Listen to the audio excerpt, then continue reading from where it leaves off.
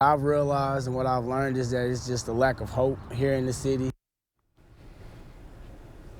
In January, a number of new peacemakers hit Indianapolis streets. They are tasked with being out in the community, stopping crime before it starts.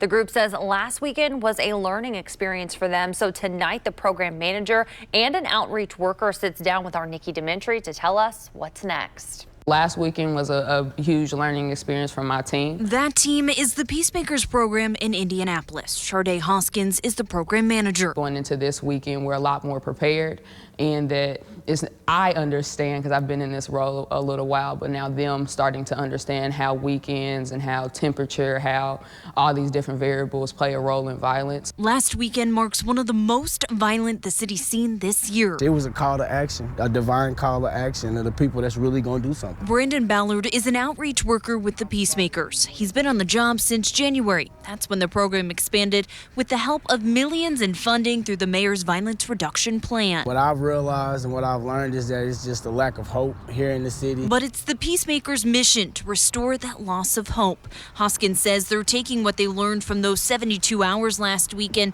to use moving forward. Things we learned is like, where are the young people hanging out? So let's make sure that we're tapped into the high schools, and is there games going on this weekend? Hoskins adds it's also important for the Peacemakers to know what events in the city are going on. Is there a big event? Is there an artist in town? Is what's going on, and how do we be in those spaces? Both say it's going to take the entire community to come together and get involved to see an end to the city's violence. In order for all of us to really make this thing work, we can be the captains of the team, the Peacemakers, but everybody can be a peacemaker. Working for you, Nikki DeMentri, WRTV.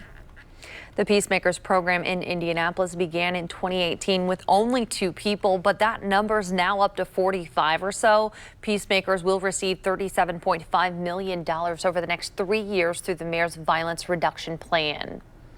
The group Ceasefire Indy has postponed their Saturday rally that was planned on the north side of Indy. This is due to a stormy forecast. The rally has been rescheduled for next Saturday, May 7th at East 25th Street and Hillside Avenue.